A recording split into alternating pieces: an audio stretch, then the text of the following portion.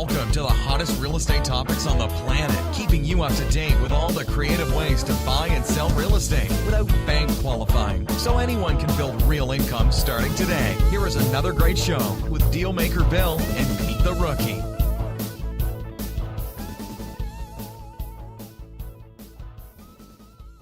All right, here we are at another episode of Flipping Houses for Rookies.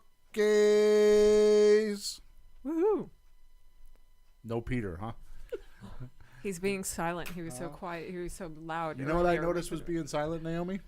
Is that we're on show 106, and I haven't heard the music yet. I was thinking about that this morning. Ooh. I think Peter officially, totally, legally has bagged us. Watch, he's gonna play the song "The Sound of Silence." I'll bring my guitar next week and play that one. Doody, doody, doody. And then right after that, he's going to give us the justification that I've been busy. How about you? Busy. Have you been busy? I have been busy. Okay, good. How about me? Have I been busy? You look like you've been out to the beach.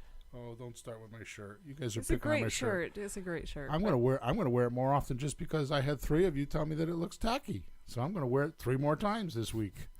It's comfortable. It's silk, and I don't have to tuck it in. That's what I like. Huh? I bought it in Florida. I like silk shirts. I have some. Not this one, but I have silk shirts. Linen and silk. It's very nice for the summer. Yes. Very fashionable and very cool for the weather. Okay, we're not here to talk about my clothes. So otherwise it'll be a very short podcast, okay? Because I definitely do not have what we call style. Episode number 106. You have a style. Yeah, but not in my clothes. Episode number 106, Peter. 6 past the point where we were supposed to change the music on the intro and the exit. Mm-hmm. But I have a new idea, because if you don't come up with it pretty soon, I'm going to do something different. Ooh. I have plan B, just like when I'm making offers. Sure.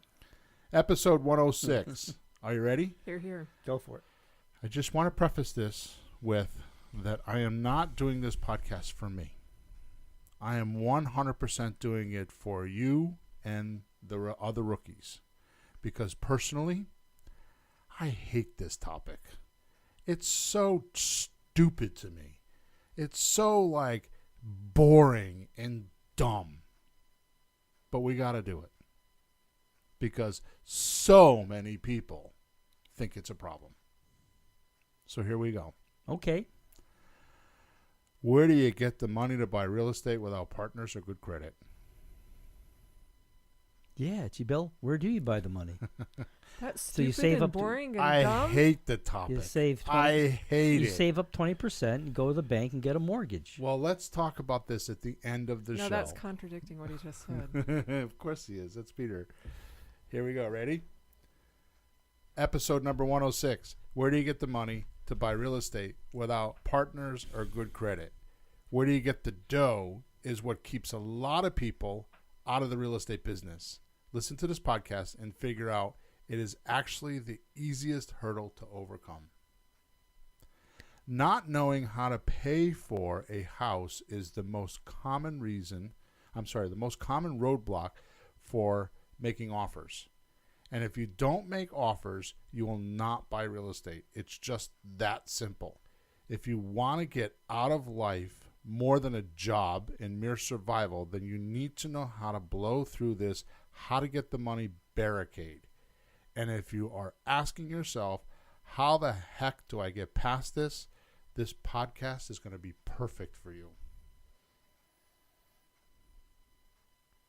Silence. Wow, the sound of silence. Peter's that just should looking be at our me like, theme song. Peter's looking at me like, what the hell did you just say? Bill, I already know the answer. I've been here for 106 episodes. Carry on. What's the answer? I don't know. You do the show. What's the answer? Well, I'll have an answer, but you'll have another angle on it, so it won't work that good. Well, we'll talk Well, about that's yours. okay. Okay. Well, you don't have to buy the house with money. You can rent to own, lease it, do owner financing. So we've talked a lot about that, but Yeah. how do you get the money? There are houses that we pay cash for. The buyer comes with the money. So you're the in-between person. Right. You're not the seller. You're not the buyer. I mean, you are the buyer. Right. But the way that you structure the paperwork is you're not the end user. Okay. So this is exactly why I'm doing this show, because I want to clarify all the things that you guys are talking about. Because all that is 100% true, but at the bottom, or the top of the day, I guess you would say, not the bottom of the day, the top of the day. Top of the morning. How about the end of the day? The end of the day. There you go. Go At the to end of the the end. day. Go There to you the go. end. At the end of the day. Thank you, Peter. Hit 9 o'clock tonight. Right. 9 o'clock. Oh, Cigar man. time. Mm. Not for me, of course. I would give a few houses to see that happen. At the end of the day, there are houses that you need to pay cash for. So, but I want to I want to clarify that. Okay, so let's just go through I've got 2 pages of notes here. I'm actually writing notes these days. Mm-hmm. All right. So number 1, I have here, obviously knowing where you get the money keeps a lot of people out of the business, which is really sad because it's just not true. Right? So the first thing I'd like to bring up is that our society, and I'm not going to try to go off on the bankers today because I feel like it, because I'm just in one of those moods. I went off last night in a whole rant. We got to make sure, Emma, we need to make sure we cut that out of last night's, my little rant, and we need to put that on Facebook because... Oh. I thought you cut out. No, Bill is the best part. Oh, you want to cut out and use it? Okay, No. Cut it out and take it out. I No, wanna cut it use out. I want to Use put it it. on Facebook because I was on a total... I realized that 3/4 of the way through, I'm like, I could feel my face was red, and I was just like spitting, and I'm like, and I'm like, oh shit. Bill, you're gonna trend with that one. You're I gonna did. just I trend didn't major. even realize I was doing it till 3/4 of the way through. Anger's gonna cut through, Bill. Yeah, It's gonna reach the masses. it was like crazy. So Or we scare them away. Or, Oh, no. whatever. Well, We're someone- scaring them away. They're the wrong people anyway, so I'm okay with that. We want the ones willing to fight. Fire in their gut. And I completely lost my train of thought now. So here we So go. you're talking about banking. Yeah. So, I don't know. So I'm just going to carry on. Wow, that was completely stupid. That's okay. You we, can tell we it forgot too. definitely We forgot too. You forgot Yeah. to. We forgot too. it definitely strikes a chord within you very deeply. But we were speaking about like a lease purchase and how to. We to said get sometimes you do properties have to get without- cash for a house. Yeah. Sometimes you do need cash Oh my on some god. houses. Okay. Well, let's just carry on and I'll come back. So, what we really need to talk about is, before we even talk about where we're going to get the money from, is what are you going to do with it if you had it? Your exit strategy? So if I were to say to you, Peter, here's a $500,000 credit line. Here's the checks. Do with what you want with it. Mm. Don't worry about it. Just Mm. give me this much money every time you use it. Give me 10% every time you use it. Mm. And I gave you a checkbook, a credit line, and there you go. You had money. So now, what do you do with it? That's a real question? Yeah. And What do you do so with that it? you Well- can give 10% back. Right. You know, so you need to be savvy enough to figure Yeah. out what can I do with this money that makes me money. I can't just go and spend it on, cars or something like that. Right. Like it's got to give money back, and I think that's a big reason why we're all here today, because real estate gives money back, and if you structure it properly, much more than 10%, so that 10% giving 10% back is not a challenge. Mm-hmm. When does he want the 10%? As it's pulled or down the road? This is exactly what today's show is about. Because this is what happens to people. So I kind of remember what I was thinking before. So every, how do I say this? Every business has, we'll say, employees. So there's going to be an owner, there's going to be a manager, there's going to be an employee. So if you read Gerber's book, what is it? The E-Myth? Is that it? I don't know Gerber. Yeah. I don't know Gerber Michael either. Gerber, the E-Myth. Huh. Could you look that up No. for me, please? Michael I Gerber, am- the I E-Myth. thought it was baby food. It's Yeah, the when you, entrepreneur myth is what it means. E-Myth. Okay. Could be the same guy. He talks about in that book. He talks about how the owner looks in the future. The manager is always in present time, and the employee is always in the past. So when you try to have a meeting and you got these three people at the table, The owner's going to have the viewpoint of like, well, we need to get payroll for Friday. No. And the manager's going to be like, it's Monday morning, and I need a tool bought, and how am I going to get that money? Because I need to like get this job done and finish it today. And the employee's going to be like, oh man, last weekend was really good, right? Yeah, or like I borrowed that money. How am I going to pay it back? Yeah. That's the past. Or bought. I got my paycheck on Friday, and now I'm broke. How am I going to buy lunch? Right? Yep. Mm. Yep. So it's fair to say that everybody has their own opinion of how things are going to happen. But the interesting thing is that the end result, we all have to cross the finish line together, right? So we've talked about in the past, if you want money, did you find it, Em? Yeah, by Michael Gerber. Could you just put the link in the chat in Facebook, please? So we've talked about in the past having a valuable final product, right? So if you want money, then you have to have a final product, meaning that it's complete, and somebody has to be able to give you exchange for it. Mm-hmm. And that's how you get money, or if you don't have money. So if you don't have enough money, you either don't have enough completed products, or other people don't think they're valuable if they're completed. Mm. That's just the way it is. Mm-hmm. If you have something that people want, somebody show up and pay for it. Right. Unless you're hiding in the garage, well, why would you do that? Part of my rant last night was, who's the richest person on the planet now? Mm. They just named it in the news this week, Mm-hmm. right? The guy that owns Amazon. I thought it was $55 billion. They're telling me at the meetup last night, no, that's the difference between what he's ahead of everybody else. He's ahead by $55 billion. Wow. What do you do with? He's What do you do with $1 billion? $125 billion, What do you do with that? right? So You run for president. Well, he knows how to do something right. So what's his mindset compared to my mindset, or your mindset, or Naomi's mindset? Yeah. See, it's just your environment and what you think, and are you in the future, or your present time, or you're in the past? Can you move around? All that kind of stuff. So my point is that the valuable final product of someone with money is what? Mindset. Yeah, but when they want to lend you the money, what do they want? Oh, return. Return. Yeah. They want They want interest. more. They want to they want more. They have so much. How I can I give make you even more? $10. How can I get back $12? Well, I mean, that's how they got there in the first place, was Right. the mindset. Right. So they're going to be looking at, So I'm kind of really rambling on about this, and I shouldn't be. But the point that I'm trying to make here is that the money guy has one mindset, the investor has another mindset, and the seller has a different mindset. Okay, so what you need to realize is that the money guy wants his money working. He wants it out there working, right? He doesn't want it stuck in his checkbook that nobody can see it. Right. So the investor's job is to make him feel safe and know that his money is secure and working. Mm-hmm. Okay, so we just went way ahead of ourselves, but let's just keep going on here.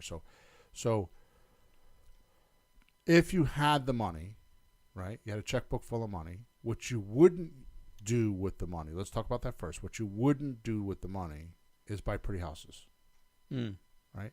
So you don't want to buy an attractive house in a nice neighborhood that's priced at a retail value and have to pay cash for it. You don't want to do that. Yep. It just doesn't work. Like Naomi said, you're- there's no rate of return. You're paying full value, so there's no profit there. There's nothing sliced off for you. It's just Right. paying the whole amount. exactly. It's like you can't go down the street and buy a hamburger, walk down the street and say, you want to buy the hamburger? Yeah. You get the same amount you got. No, Right. less. It's used. Right. And expect to make money.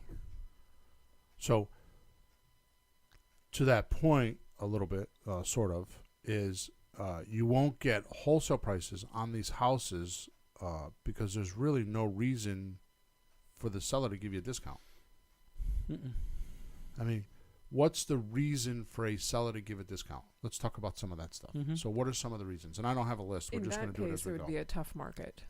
You know, say there's a mortgage, you know, people are having a difficult time getting mortgages, or a business just left town, so everybody's leaving town rather than coming to town. You know, nobody's buying. So a tough market. Okay, so let's pick that apart for a second. So it's not just your house that's going to be a problem with, Right. right? So if the seller, what would provoke the seller to sell? See what I mean? Well, he has to have his own So problem. what you're saying is those are valid points. Like there's a business that left town, you can't get mortgages, but that's the whole industry. It's not just your house. And wouldn't that give you a problem when you're trying to sell it, leave you on some kind of even level with why- the problem? Why somebody would sell is because that property is a problem for them. Right. In some way, shape, or form. And it may not necessarily be a problem property, but it's a problem for them. Either it's too large for them, or it's too small, it's too something, or their job has taken them somewhere else. You know, the possibilities are practically endless. Okay. So let's just make it really simple. Let's just dumb it way down so Bill can understand. Okay? It's time. Time versus money. So, like you said, the mortgage industry dipped, right? Houses are selling slower. But the person that has a pretty house, right, may need to leave sooner than when they can get the market to deliver. Right. So it's a time thing, right? Right. So They can't wait it out. right. So in that particular case, and we're going to get to this in a minute, you don't need cash for that.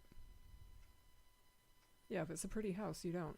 If they're willing to do some sort of a discount, and Right. I don't want to take Terms. away the show, Yeah, no, but no, yeah, terms, yeah. take away the terms. So the point is that somebody that has a pretty house in a pretty neighborhood, or a house that doesn't need a lot of excuses, they don't have to discount it. Okay? So one of the rules that we're going to talk about is if you are going to pay cash, you have to have a discount. It's just that simple. Mm-hmm. So if the seller doesn't have a reason to discount it, then how are you going to buy it? Unless you pay too much, right? So the only time you use cash, right, and get a deep discount is usually if the house needs repairs, right? Right. Or, and we're going to cover this in a few minutes, if the person is heavily motivated. Yeah, situational circumstances. You know, like one time I bought a house in Southington. I don't even know how these things pop in my head, but I bought a house in Southington. The guy was moving to Toronto. I think I've told you this story before. Guy's moving to Toronto. He worked for one of the aviation, I think Sikorsky's or one of those guys.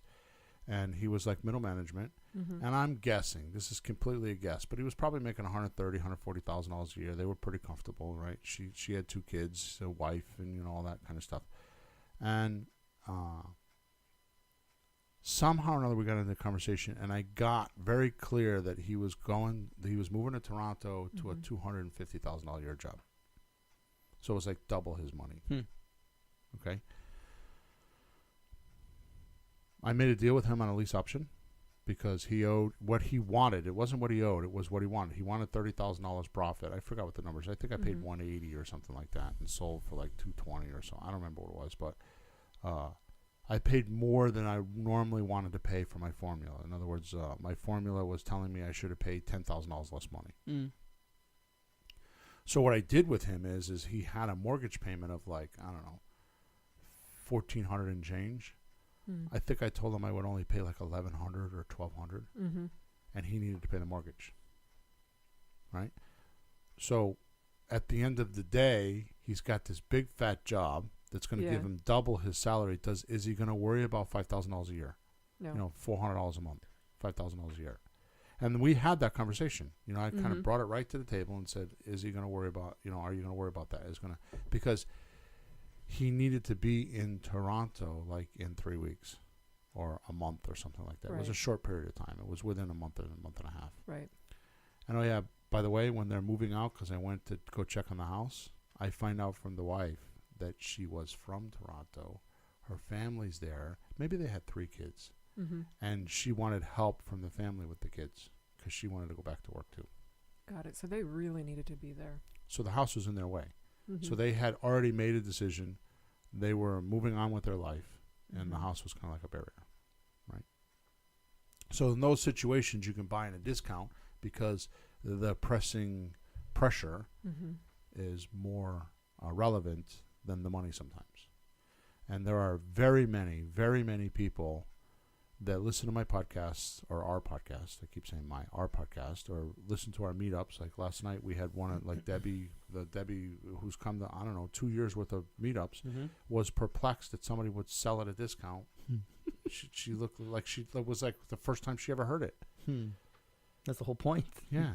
And it's like, that happens every day, everywhere. Huh. Right? So the point that we're talking about here is the money. So if you're going to get cash, Mm-hmm. let's just really summarize this. You're not going to buy a pretty house in the pretty neighborhood without a discount, a significant discount. Mm-hmm. And by the way, when I'm talking about a discount, I'm going to go over the Mayo formula in a minute. So if you're listening to the podcast right now, you should probably grab a piece of paper and pencil so you can write these numbers down. They're not my numbers, but I'm going to tell them what they are and on how you can use a cash formula, what the cash formula is. And just, Mayo stands for maximum allowable. I'm going to go over that. Yeah. Okay. So my point right now is that if you're buying a house and you're not going to get a deep discount, you do not use cash. And usually the place that you get a deep discount is on an ugly house. Okay? And ugly simply doesn't mean not usable. Sometimes it's not functionable. Yeah. Like So a bathroom will be in between two bedrooms, or something is weird about it. right. That could be one of them, yeah. Or it could just be that they're outdated. Mm-hmm.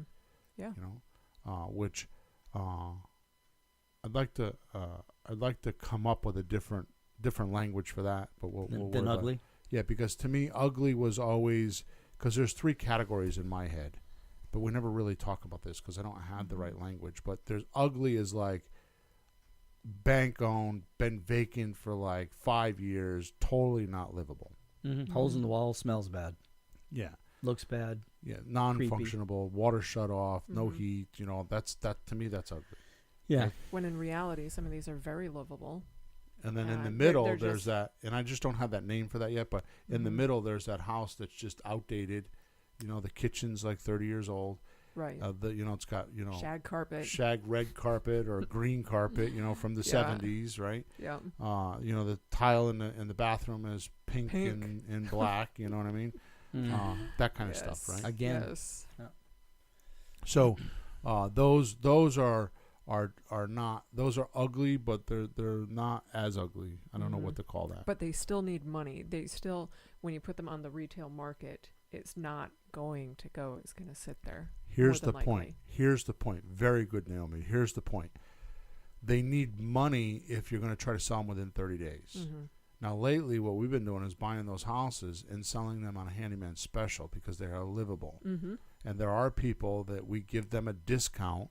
Yeah. To renovate it. Right. So if you get 45% equity, you can afford to give away 10, 15, 20% equity to your handyman and let him fix it. Exactly. But again, it's monitored. Yeah. Handyman special. They can't go in and put in hot pink walls and things. But that's a whole nother conversation. Right. The whole thing is the concept. Just from the money standpoint. Right. Exactly. So what I used to pass on, saying that it was ugly, is not really ugly. So I think the better words is it livable? The insurance companies, the banks call them insured or uninsured. That's what the banks call them. So in the bank world, is it an insurable house? And an insurable house means that a homeowner can go in and get homeowner's insurance and live in it. Because the insurance company will cover it. Right. The water works, the heat works, electricity's on. Right. There's a furnace. Right. And then there's uninsurable. Right. And those are houses that people can't live in and get homeowners insurance. That's what the bank calls them. The REO divisions, real estate owned divisions. Right. Yeah. So I haven't quite thought about it enough, but there is some language in there because there's steps of how ugly. Right. 1950 ugly, 1960 ugly, Right. 1970. Bottom line is they need money to be market ready. So yeah, those houses if you're going to try to sell them in 30 or 45 days or 60 days, yes, they need to be up to snuff. They need to be the A&E house, with the granite countertops and the nice under-counter lights, and so the pictures look good online, and Yep. The hardwood floor and the stainless steel appliances. Stainless steel appliances, Yep. yeah. I'm looking at one of those houses now that we looked at last year, and the guy wouldn't sell. He's, I'm going to hang on to my house. He's the landlord. Yeah. I'm hung out, and that house is on the market now with a realtor, and it's sitting there. It's not updated, just like we saw it. It's just Right. old, and it was a rental. And well, maybe if I paint the counter a different color, paint the counter, I'll paint a little bit. That's for rental, but to Right. sell it, so I'm watching to see what's going to happen to it. Right. Because someone's going to look at that and go, Is it a multifamily or is it a single no, it's family? a single family. It's a single family. That's Yeah. interesting. Hmm. So I don't know who's going to want I- that when they can go down the street, maybe find another house that's completely renovated. Right. But It's- they're it's there too. actually They- well, it depends. I want to see what happens. It's that kind of a house, and it's just on the market with a realtor. So interesting. See what happens. All right, so let's go over the Mayo formula. Like Naomi said, it's the maximum allowable offer, and the key word here is maximum.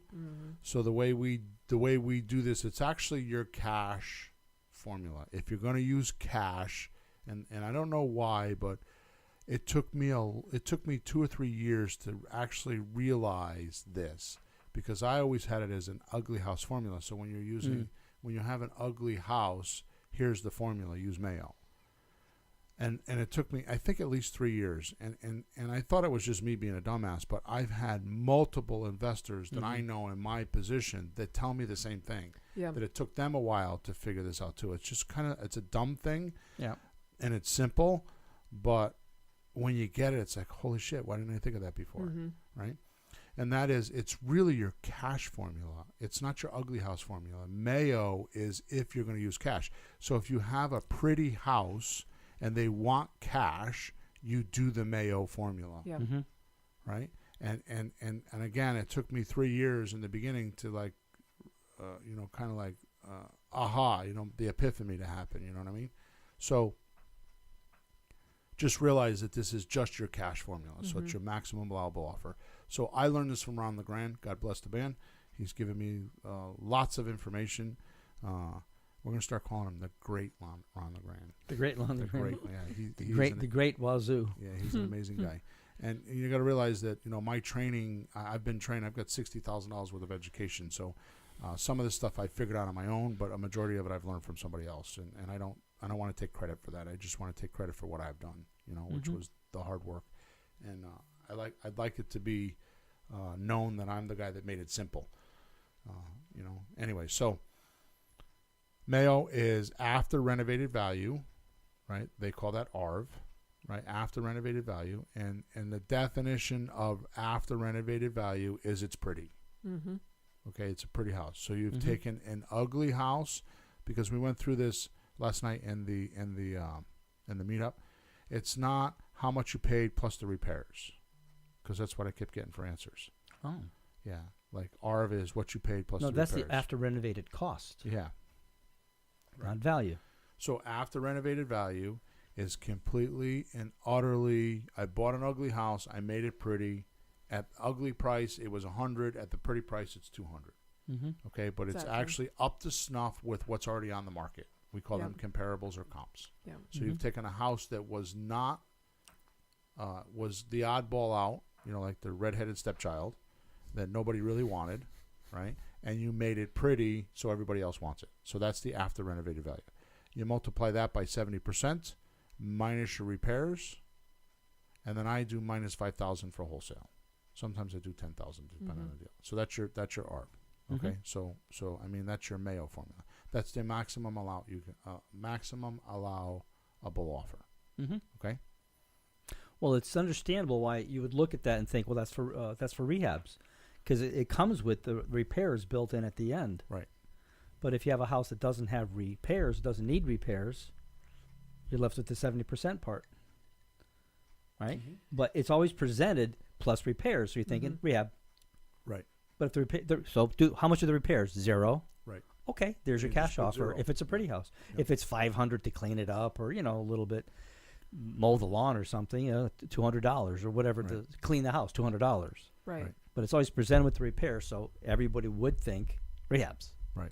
Exactly. That's a number. Could be And zip. you may be covering this later, but I think one question that people run into is the question from the seller not understanding why you do a cash discount, and kind of like, well, I'm discounting it for the amount of the repairs.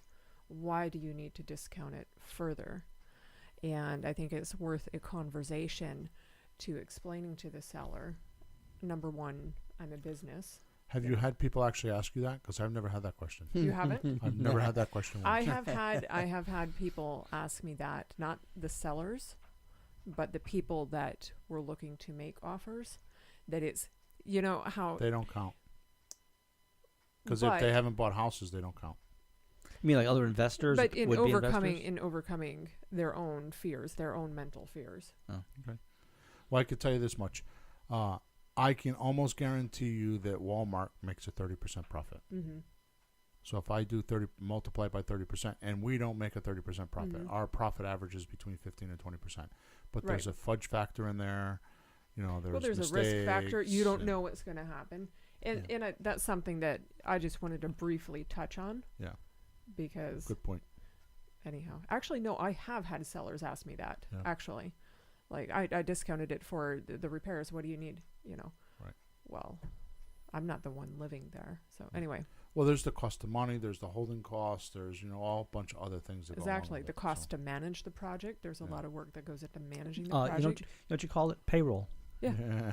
Right. Exactly. You know, It takes a lot of work. because you and- said to somebody, "Well, that's my profit." Well, how come you have to make profit? It's my Right. business. Call it payroll because it is payroll. Right. That's my pay. And so I've heard some sellers say, well, a realtor will do this, for 6%. Well, is a realtor going in and managing a project of a renovation of your home? Right. I don't think so. Yeah. Right. Whole different ballgame. Mm-hmm. Is the realtor taking on the risk of ownership of the home? No, I don't think so. So anyway, Okay, good. So we've kind of went through if you had the money, what should you buy and what shouldn't you buy? Right. Okay. So now I want to move on with houses that need no repairs. right, Right. You shouldn't buy them with money. exactly. You should use lease options, owner financing, or debt takeover. Exactly. Brings it Okay. full circle to the whole thing of Right. purchasing houses without credit. So these houses require little or no cash down. Exactly. Right? So you don't need to raise money on 90%, and I think it's more than that, but 90% of the houses that you buy, if you do what we're talking about. Mm-hmm. Right? And this is the confusion in the business. When somebody says they're looking for money, this is the confusion because they don't realize that, first of all, they don't break it out, ugly house, pretty house. Mm-hmm. And then ugly houses get cash, pretty houses you buy on lease options, owner financing, or you take over debt. Mm-hmm. They don't know that. Well, you don't see that on TV. Right. It's not an exciting TV show like, oh, look, I leased this house and I leased it to that person. And interestingly enough, the only place that you can learn how to buy and sell real estate, the only place you can learn how to do that in society, other than, the people like me that sell it, okay? The only place you can learn that is with a realtor, and they do not teach that to you in realtor school. You sent me an email the other day about... Yep. They have all these documents and forms that cover these transactions. Right. It was mind blowing. I was like, what What? the heck? What- but they don't. what- But they don't. What transactions? Actually, These? yeah. Like on the MLS. Lease And options. Really? it was mind Owner blowing. I was financing, like, they don't. what are these forms doing? But they don't actually teach it to you. Yeah. Not in the preliminaries. I think that. Do you know why? Do tell. They don't get paid for them. I don't think they know how to get paid for them. They don't get paid for them. You sell a house, you get 6% or 5% of the sale. You Right. get $10,000, $12,000, $15,000 in most cases. Mm-hmm. You do a lease option, you get 1 month's rent, $1,400. Split it up 3 ways, 4 ways. Something needs to be changed with that. I agree. Seriously. Yeah, that's Because- the reason why they don't Because do it. you can do a lease option, but then there is that final sale. So it can be the rent plus the final sale. Okay, that has been done, but it's on the come 2 years down the road. Right. So what would you rather have, money now or money later? Sure. Sure. No, I can Money see. now, money monthly, money later. But here's the thing. You know, rather that's than being short-sighted in a way. 'Cause rather- insurance I get it. I'm guys. just telling you why insurance it guys. is. I didn't make it up. It's just No, I the know, truth. But But insurance. sometimes 1 month's rent is better than just completely losing the person.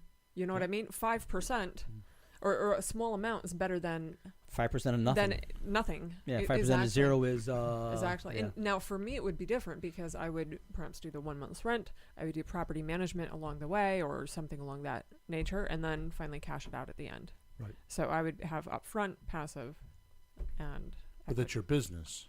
right. Most realtors aren't. Most realtors Are not that way. Right.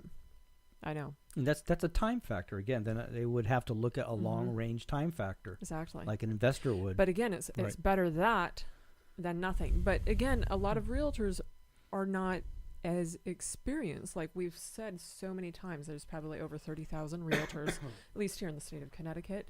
And how many of them are actually like full-time, Right. full-blown real estate people? You know, some of them are just like, oh, they're a They're stay-at-home policeman moms. and they decided to get this as a like a hobby thing, maybe a little bit of quick money. Right. You know. I tried to work with a good friend of mine. Used to stand at the bus stop with her at the school for a few years in high school. Yeah. So, oh, she's a realtor. Call her up. So, you want to help me? Sure. So I call her. Hey, blah blah blah. Says, I'm in New York right now. I call her a few weeks later, but I'm in Texas now. I'm on vacation. She was hanging out. She's having a good time for herself.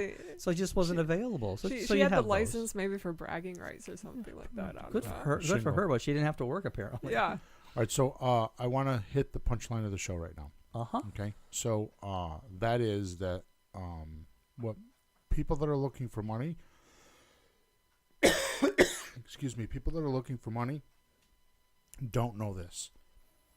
They don't know that you only need money for ugly houses, not for pretty houses. They may not be versed to that you can buy with lease options, owner financing, or take over debt. Mm-hmm. And that when you do that, the money actually comes from your buyer. So you're like Ron LeGrand so eloquently puts it, you're a transaction engineer. Mm-hmm. So your job is to find the seller that's willing to take payments until you can get them paid off, and then find a buyer to make those payments that can pay them off. Mm-hmm. Right?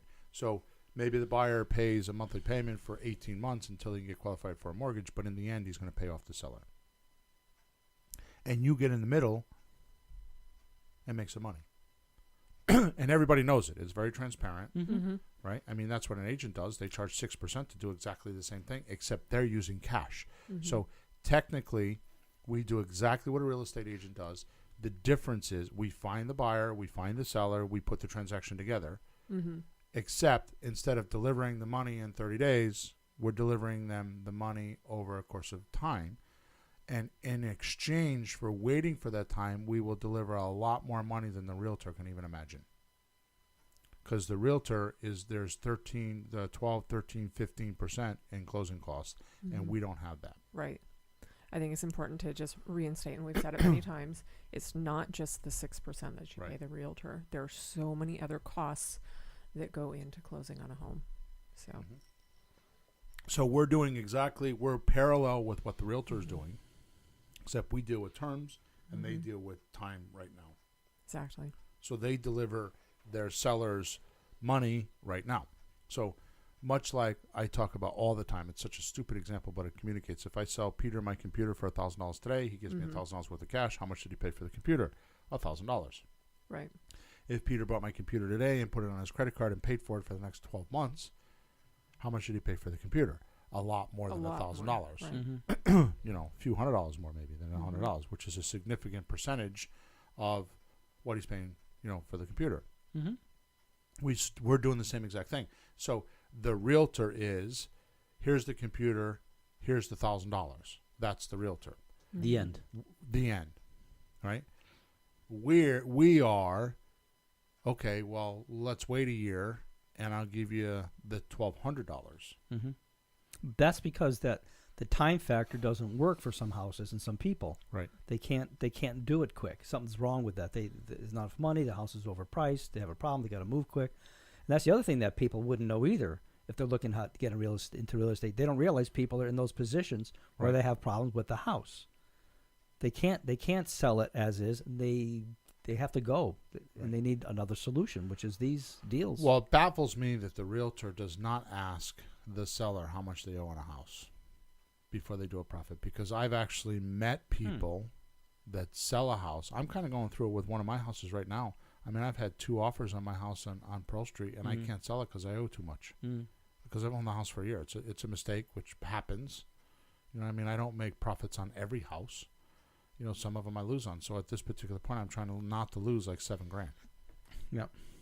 Right? But she never asked me once how much I owe until like the second offer, and she's frustrated with me because I'm turning down offers. I mean, I was told when I bought the house it was worth $160 from my realtor.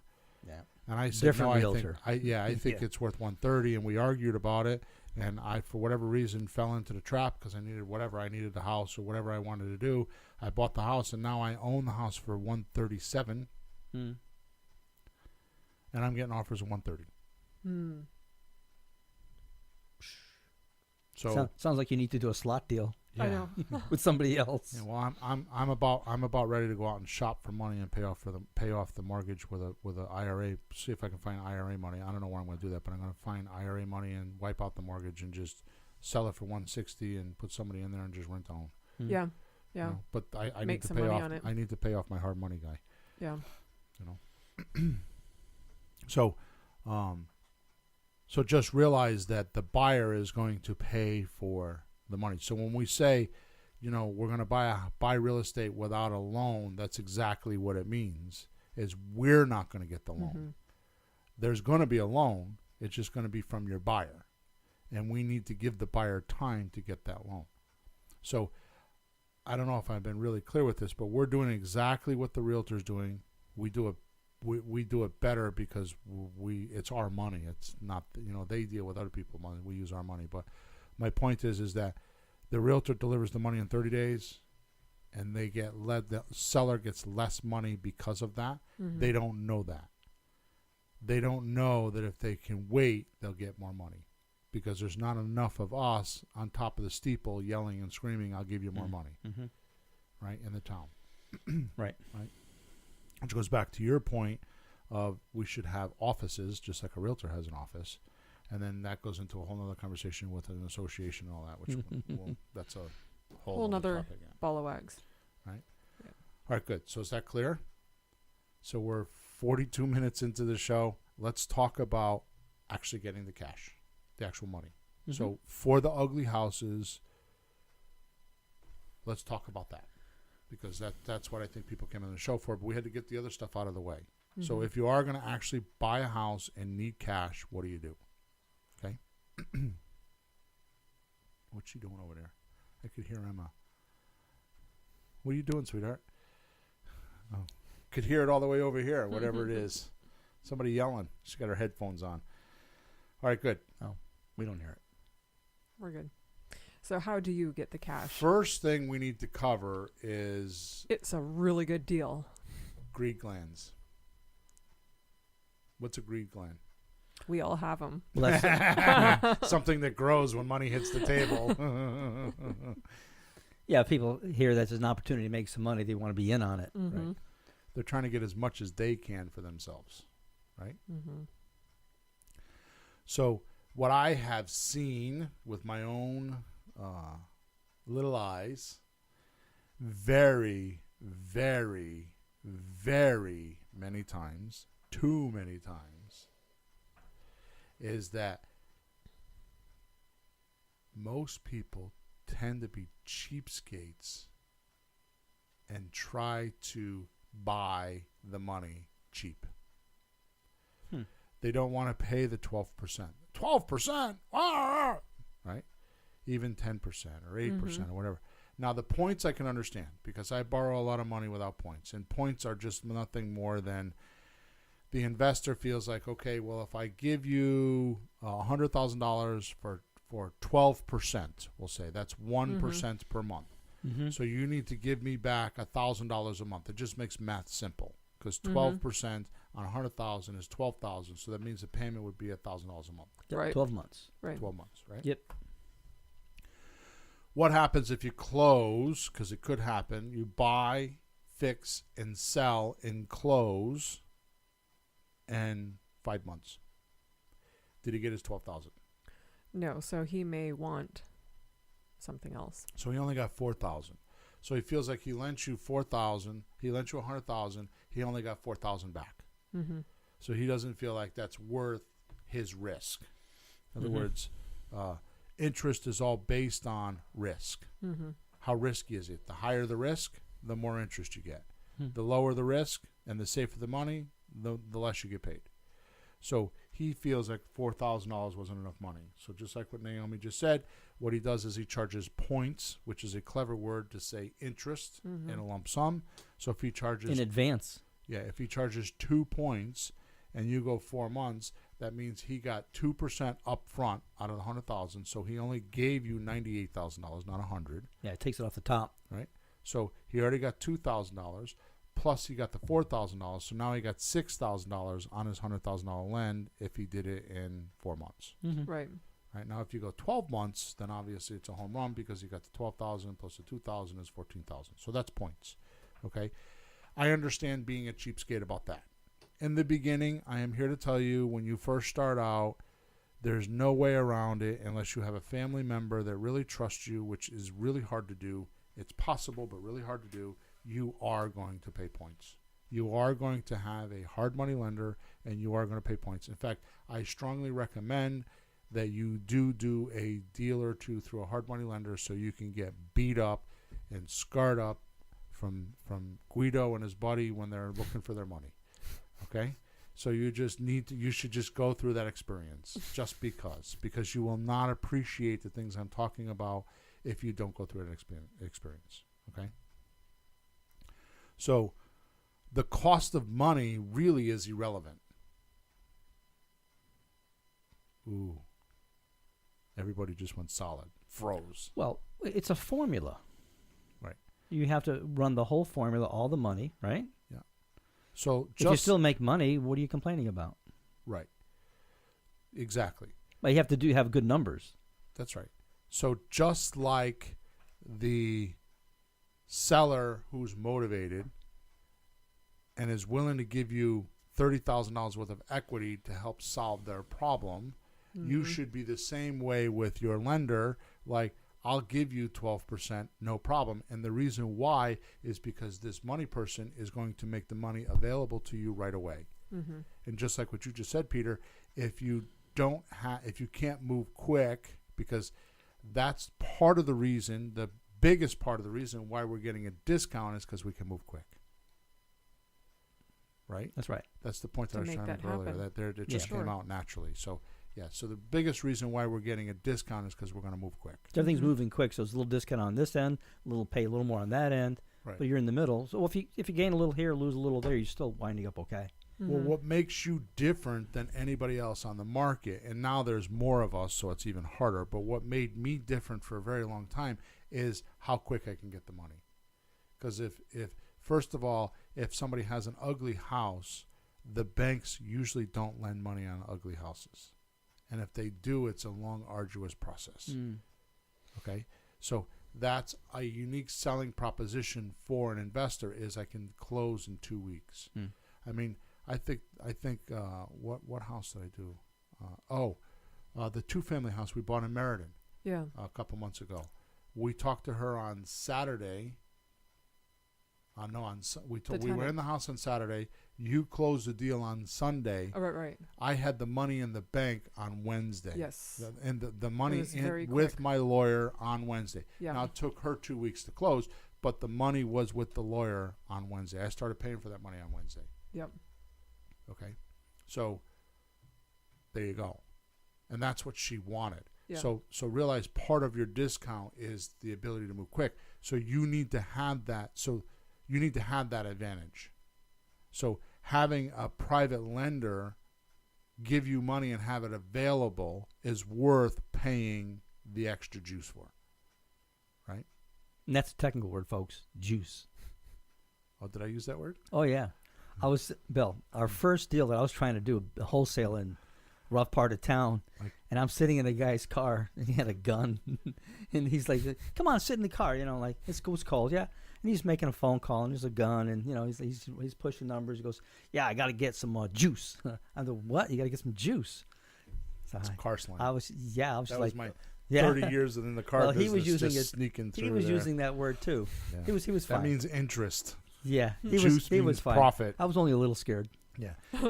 That usually First one. that usually the word juice usually comes in the same I was going to say nomenclature, but the same industry as loan sharking. Oh yeah. Yeah. Oh yeah. Yeah. Oh yeah. That's what Or scared me. shylarking or whatever. That you should wanna be call like the first experience for every new investor coming in, and like Get it the going. haze, it. Yeah. the hazing process. Like if you can go through this and you're still going, Yeah.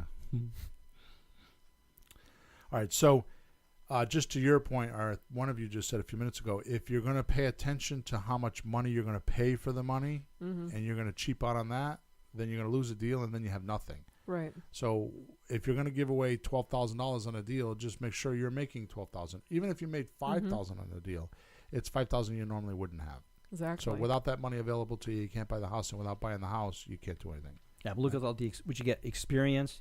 You learn a lot about what to do and not do. Right. And then you have one house under your belt that you can say to your family or somebody else for private Right. money that you did one, and it turned out fine. Okay, so I want to go over the basic laws, and I mean laws because I don't even know how I figured this out, and maybe there's other people that talk about it. I've never heard it before other than when I talk to you guys, and I don't even think I've said it. Maybe I have said it on other podcasts. I'm not sure. But if you don't understand this, then it will be almost virtually impossible for you to get money, or it will be very difficult. You will work very hard to get money if you Yep. don't understand these laws. Okay? Mm-hmm. And that is how your lender is going to think about the money. Okay? And you have to have money to understand this, or be around people that have money to understand this. So the very first thing that the lender is going to want to know is if they give you, say, $150,000, will it be safe? Are they going to get back their $150,000? Yeah, it's not the interest at first. You think, oh, I'm going to give all this interest. Like, Right. if I don't get my money back, I don't care about the interest. They want the money. That's the big number. So the first thing you have to do is you have to safe point or secure you and what you're going to do with the money. So they have to have confidence in the deal, which, by the way, I want to bring up here, okay? By the way, I've said this so many times, and until you go through it, you will not believe me. Do not go looking for money without a deal. Yes. Because you will just find roadblocks. So if you're on this podcast thinking, how do I find the money? And I've already done all these things Bill's talking about. It's because you don't have a damn deal. Because I'm telling you, if you have a $100,000 house that you're paying $45,000 for, the guy that's got $45,000, his greed glands are going to swell up, and he's going to like, oh man, I'll do that. Yeah, if you actually have a deal, the money's going to come to you. You're not going to be looking for ways to, I mean, obviously you have to let people know about it, but it's Right. not going to be a struggle. Right. Well, how do you answer a question when you ask somebody for money and he says, for what? Then you tell them, I have $100,000 house. No, if you don't have, I'm saying if you don't have a house. Exactly. If you don't have Then a- you- So what then you you're just look doing like is you're regurgitating your seminar. You're regurgitating your seminar Yeah. to him. Yeah. So it's like, I read this book. This is what it's like. I read this book, and the guy said that this is how it works. And the money guy's thinking, oh, What I have the- no confidence in that. Yeah. What happens if he read it wrong, or it's too risky, or it's whatever? As opposed to, first of all, I want to back up for a second, because who's paying the 12%? Ultimately, Say my lender wants 12%. Who's paying the 12%? ultimately the ultimately buyer. the buyer. Really? Oh The my s- God, or I'm the glad I seller? asked this. Yeah, the The seller. seller? I think it's the seller, because when I do my Mayo formula, Sure. I Yeah. have it in there already. Yeah. You're putting You- it you- as So Adjust that. instead, suppose I were to get somebody. That's why the money's irrelevant. I skipped right over that. That's why the money's irrelevant. So suppose I'm paying 9% and you're paying 12%. My offer is going to be $75,000. Your offer is going to be $76,000. Who's going to get a better? I mean, vice versa. My offer is going to be 76,000. Your offer is going to be 75. Yeah. Right. So if you Who's get going to get the Who's going to get the house? Sure. If you get the money It's cheaper, already you can built give a in better there. price. Right. So you'll buy the house. So the Right. point is that the 12% you're not even paying for it anyway. So why are you cheaping out on it? You know what I mean? Mm-hmm. Just put it in your numbers. So if you get a little bit from your seller and a little bit from your buyer, because then once you get it from the seller, I usually try to get most of it from the seller, and then I try to get a little bit more from the buyer. Mm-hmm. Right? So there you go. Okay. So you're not even paying for it. So why are you cheaping on it? Okay. Just put in your numbers. So let's go back to the 3 laws. So the first thing is that the private money guy or the lender is going to want to feel secure, right? He's going to want to know that he's going to get back his original investment. And the more you can make him feel secure, and very many times you do that with a deep discount, because he's like I just borrowed $120,000 from someone, but the house is worth $260,000. He feels completely secure. Right. Okay. You have to realize that there's a big difference. Big difference. In fact, I think this was, I started this at the beginning of the show and I didn't finish it. There's a big difference in these two things with money. There's lending based on your credit and your ability to pay it back, and there's asset lending. And you have to know the difference between the two of those. You go buy a house for yourself and you're going to move into it with your family. The banker wants to know what's your ability to pay back the money. They want to see your history of how you manage your affairs. Because even though the house is collateral, he doesn't really want the house. Because, no, that is true. But go back to what we were talking about before. If the banker's going to lend you a house in on a pretty house and pay full market value, what's his advantage? The banker? Yeah. Just that he's the interest that he's going to get paid with interest. The juice. Yeah. But if he's lending $200,000 on a $200,000 house, what's the banker's advantage? There is none. He's taking a risk. So the only thing he can go by is your credit history or your history of how you're going to pay, because he's expecting you to pay. Now let's go to our side of the world, and we talk to a private lender, and I have an asset lender that has the mindset of it doesn't matter what the heck I do. He owns a $260,000 house for $120,000. He wants me to default. Well, he's covered. He's doing it, but he's so covered. He's made it safe that no matter what happens, he's not going to get in trouble. So you get the difference. Yeah. Big difference. So the banker is lending the full retail amount and has the opportunity, or has not the opportunity, has the chance of losing money, because that house, if they give it back, is not going to. It may not sell for $200,000. Well, usually banks want deposits and down payments, And and that's the only reason lend why. 80% or 90%. You know. And all those are put in place because they want to make sure you're bought in. Mm-hmm. They want to make sure you're not going anywhere. Mm-hmm. So if you walk away, you lose your 10, 20, 30 grand. At least have some equity to start off with if they default. And it's no different than what we do with our buyers, because we want them to have a high deposit amount of money so that if they walk away, they lose it. So the two industries are very similar to one another. It's just how we handle the details in between, and we allow more people. We're a little bit more riskier. And the reason why is because we're buying at discounts, right? Because like a lease option, we're buying at a 85 cents on the dollar. We got a 15% equity. We're not lending the full amount of money when we sell to our buyer, right? Right. Makes sense. Okay, good. So let's just finish this up, and then I'm going to rattle off about 6 or 8 websites where you can find money before I end here. Oh. Okay. I should have probably said that at the beginning of the show, huh? So well, you have to listen to all. You have to listen to the end of the show to get the payoff. So the first thing the lender wants is make sure that his money's secure. Then he's going to evaluate how risky it is and choose how much he should get for a return, which is usually called interest or points. Okay, and then the third thing is how long is he going to give you the money for, right? And it really makes a difference on the first two on how long he'll give it to you for. So if he feels safe and he's getting a good interest amount, he may want to go 5 years. Yep. And if that's the case, that's where you would buy, like this house I just bought that we were talking about. I'm talking about private money? Yeah. Okay. Like this house I just bought, I bought through an IRA, right?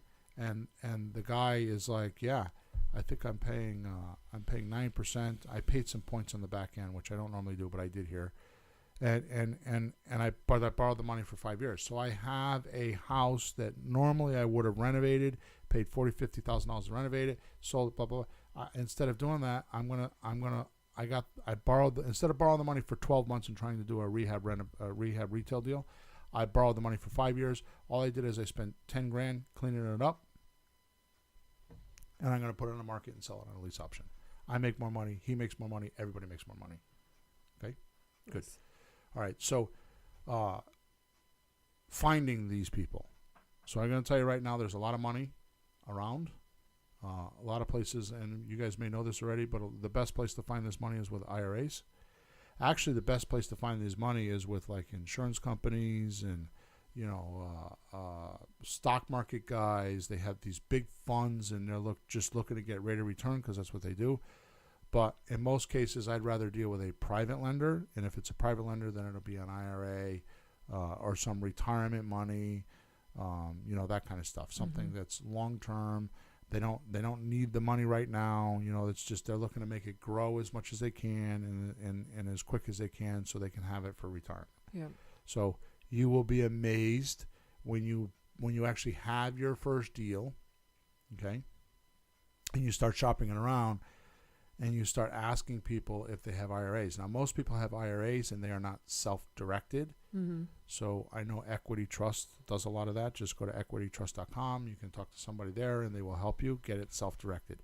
Self-directed just simply means that you, the owner of the money, is telling the fund what to invest in. Mm-hmm.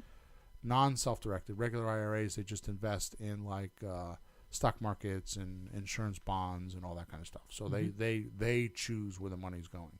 Self-directed means you choose. And real estate is one of the places that they will invest in money. Yeah, you actually can invest in almost anything. You can buy things, sell them, rent things, right? All kinds of funny things. So the important thing here is that I want to kind of end off before I give some of these websites out. The most important thing about lending and lenders and private money and getting money for deals is this. This is kind of like my punchline. You have to be able to prove your case. You have to do that. You can't just say to your lender, here's a house that's worth $260,000 and I want to borrow $125,000. Just telling them that is not enough. Mm-hmm. You have to prove your case. You have to make them feel comfortable. And it's not hard to do. You just got to be clever about it. You just got to know what to say. Just like when we're talking to our seller and we say to them, what would have to happen for us to buy your house today? I mean, that's just clever. That's just the right way to do it. It like cuts through a whole bunch of crap and gets to it. Well, this is the same thing. You have to prove your case. You have to be able to say, look, here's some comps. Here's the neighborhood. Here's what's sold for what. Here's what, just whatever you have to just prove your case. Once you prove your case, they will give you the money, which backs up what I'm trying to say about when you're looking for money, have a deal, because the deal proves the case. Right. And if you don't prove the case, you're not getting the money. And money hides. Big money hides. It doesn't come out until the greed glands show up. Mm-hmm. It sneaks through the cracks. Okay, so the only way you're going to do that is to prove your case. And if you don't prove your case, you're not going to get money. So if you're on this podcast and you are having trouble finding money, it's because you're not proving your case. You don't have a deal. You're not flaunting around, hey, I got this $100,000 house that I just paid $45,000 for, or whatever the number is. Yep. And you're not flaunting it around to make those greed glands pop. And they're hiding. And that's all there is to it. Okay? Now, the last thing I want to cover, I know we're right at an hour, or actually an hour and 4 minutes, and I'm just going to take a couple more minutes and just go through this because this is very, very important. When you first start out, and I tell you to use a hard money lender nowadays, which never happened before, it's just the last couple of years, they require you have a deposit or down payment money. I don't know. Hard money lenders mean they know there's risk. They're charging you a ton of money, and they're willing to take that risk. Well, all of a sudden, the banking industry is now into that. So now these conservative, fearful type of guys that have a lot of money want to act like the bank. Like I have one of my buddies he owns 250 units in Middletown. I borrowed money from him once. And actually, it's the one on North Pearl. And I will never borrow from him again because his idea of lending money, he was asking me how to become a hard money lender. So I was kind of talking to him. And then his dad, who's really has the money, decided, he's going to go to this bank and they have this deal. However much money you put in the bank, they'll give you a credit line. So he put $1 million in the bank and got a $3 million credit line. Then he says, well, now that I have this, I better hire a banker to manage it. So now the banker is managing how to lend money to guys like us, and all these rules and all these banking rules came in, and that's not the definition of a hard money lender. Wow. Right? A hard money lender is they're going to lend you money. They know there's risk. They're going to charge you their interest, and they're going to give you the money quick. And these guys aren't doing that. Anyways, so where was I going with that? Wow, that's twice today. The websites. So you just need to know that you need to move quick. So I know. So now they're asking for deposits. Like, do you have 10,000? 10% they want down. So they'll only lend up to 90%. So that's become a barrier for some new guys because they're like, they don't have that money. So what you need to do is you need to go into Google and type peer-to-peer. That's P-E-E-R, P like in Paul, E-E-R, peer-to-peer or people-to-people lending. Because just like Uber killed the taxi business, and just like Airbnb killed the motel business, right? These people are actually lending. They're regular people lending money to regular people, killing the banking industry. And it's going to be the new way. Yay. Yeah. So these websites are websites that protect lenders. There's rules and laws and all kinds of stuff that protect these guys. So they're willing to go in and put their money there. So these websites allow you to find lenders. But they're like under the radar. Unless somebody like me tells you to go look for these. So it's peer-to-peer lending or people-to-people lending. And there's some other names for it, but just type that in and you will find them. The number one that I know about that I've had a lot of students use is Lending Club. Okay, Lending Club. They lend, it's not hard to get $20,000, $30,000, $50,000. So you could get that money and use it for your deposit or whatever with your hard money lender. So if he's requiring 10%, you can get it from there. I will tell you that I know a couple of people that have used them and have gotten their full deals funded. Okay, so it depends on where you're at. Do you know if you borrow from one individual in that, or they pull it together? No, it's not pooled. It's one individual. So it's peer to peer. Just the name peer. Somebody. So it's peer to peer. So it's they just match you with those people. So it's kind of like an auction, not an auctions website, but you put your deal on there, and then somebody will come and say, "I'll fund it." Oh, cool. Okay. Right. The other one is upstart.com. That's a good one. Kiva, it's KIVA.org. KIVA.org. .org. Yep.